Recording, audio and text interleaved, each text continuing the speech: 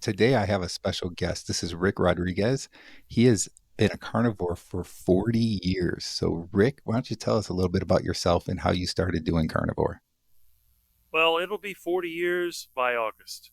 Okay. I'm not sure exactly when I started, but I know that I started over the summer in 1983 when I was going from junior high to high school. So I actually started it in desperation. I think it was more of a joke than anything. I didn't start it as a way of losing weight because I was always very skinny and I didn't have any health issues because obviously, as young as I was, I don't think too many young people had serious health issues.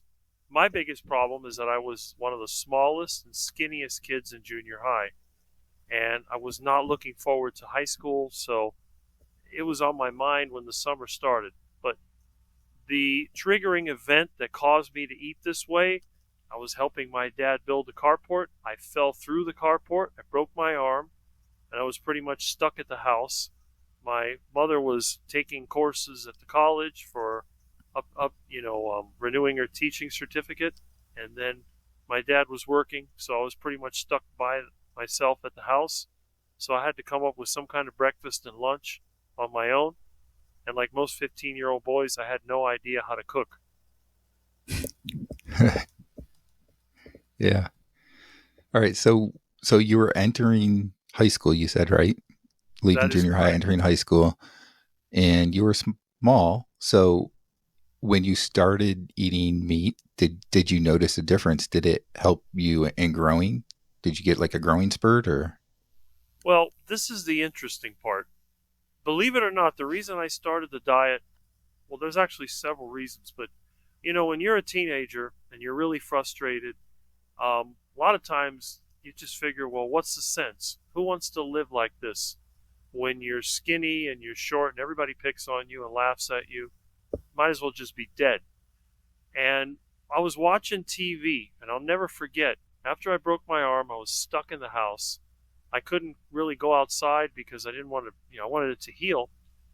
And I remember watching a show we had at night. It was called PM Magazine. It was something they had on Channel 4. And they had this, I think it was called Jazzercise or something like that, some kind of exercise segment.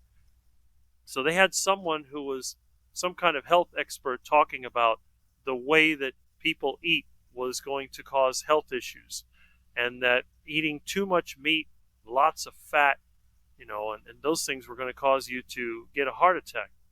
Now, after I broke my arm, I was stuck at home and I was frustrated, but I started thinking, if I'm sick, I can't really go to school. So I may have to stay home. Maybe they'll give me some assignments to do at home. So if I could get sick somehow, maybe I wouldn't have to go to high school because I didn't want to go. In fact, I was thinking about if I could just make it through 10th grade, I turned 16, I could get my GED and get the heck out of that place once and for all. But what actually happened when I saw that show and I started thinking about it, then my parents were having trouble. Oh, we don't, what are you going to eat? We're not going to be here. You're going to have to cook for yourself. So I started thinking, okay, if I want to get sick, maybe I should eat what they're telling me not to eat. And everything then was low calorie and fat free. Now, I had grown up with health conscious, my father was health conscious, so he believed in whole grains, whole wheat bread, brown sugar, all that kind of stuff. So I thought, what's the exact opposite? And then I started thinking, steak, fat, anything that has fat in it.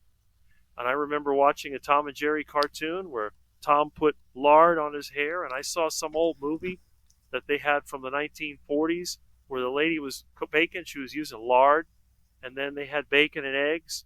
I thought, okay, I'm going to go for all this stuff that they had back then. And just to make it even more interesting, I started putting lard in my own hair. I started dressing like the 1950s. I wanted a 50s haircut, so I greased it down, put a part in it, and I just figured I'll go whole hog. I'm going to do exactly what they did in the old days. The only thing I didn't do was start smoking because I can't stand cigarettes. I think they're disgusting. And I think that people that smoke them are just idiots. But other than that, you know, obviously, if you're going to eat all this high fat food, that's one way that you could end up with a heart attack, maybe get sick. And then the other thing was, my parents always told me that if you eat, liver and meat, it's going to make you grow muscle. I thought, well, okay, so that's what I did. Now I started eating that way, and it was the summertime. I was definitely eating like that in August. School started. When I went to the doctor, they said it'll probably be a month or so because you broke your arm. We don't want to send you there. I didn't have a cast. All I had was a sling, and I actually found the old sling when I was going through my old stuff. One of these days when I find it, I'll put it in the video of my story. But when I got that, and I thought, all right, I may be out of school for a month. That's at least 1 month I don't have to deal with it. But to my surprise, when I went back to the doctor, I think after the first week of school, the doctor said, oh, you're healing very quickly. You can go back to school in a week or two. I thought, oh, no. I thought, it takes time for the heart attack diet to make me sick, so I'll just I doubled down. I ate more meat, more fat, as much fat as I could get. And we had some meat in the refrigerator, but I talked my parents into getting me some more. And I remember it was like 48 cents a pound or something for the cheap meat they had. It was loaded with fat. And the ground meat, there was a Grand Union not that far away. There was a Winn-Dixie, and there was an Extra Superfood Center. So there was a lot of places we could get meat. So when it came time to go to the store, I used to hate to go to the grocery store. I hate shopping. But then when my dad was shopping, and my mom sent him a list, he says, oh, you want to go to the store with me and pick what you want. Pick the food you want. So I just picked a bunch of meat. And they had a bunch of marked down meat, so it was really nice. And then I also had some money that I had made when I used to repair lawnmowers and fix things for people in the neighborhood. So I had a little money saved up. I'd get on my bicycle, go down to the Grand Union, and find out when they had the marked down meat. So I got to the point where I just kept eating more and more meat, and no vegetables, no fruits. I figured I'm going to get sick because my parents say you got to eat your fruits and vegetables or you're just not going to be healthy. So I went all the way into the carnivore diet. There was also a show called The Dukes of Hazzard where you had Boss Hogg. He was a big fat guy, and he normally ate raw liver. So I thought, that's a good idea. So I started eating raw liver.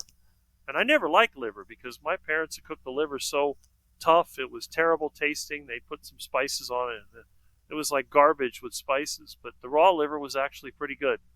Sometimes I'd put lime juice or something else to marinate it. It was very delicious. So I got this really weird diet. And, the funny thing was I didn't feel any different. I didn't grow, at least up till that point. But my fear of going to high school went away. After, when they sent me back to school, I remember it was a couple of weeks, 2 or 3 weeks late. And I went in there and I wasn't even nervous. I thought, whatever. I missed some work, who cares? And when I got into school, my attitude was totally different what it was in junior high. Junior high, I was kind of nervous and always, wondering when someone was going to spit on me or, knock my books out of my hand or something like that. I got to high school. There was still a few of the bullies in there, but it didn't really bother me anymore. And since I larded up my hair, there was no one messing up my hair anymore.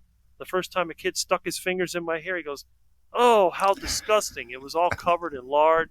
And I was laughing. I thought it was funny. So I'm going to kick your ass, you know that? And I said, oh. I ran away. I was always quick, but I was even faster. That kid tried to catch me. He could not catch me. I ran so fast, so far away, couldn't even touch me.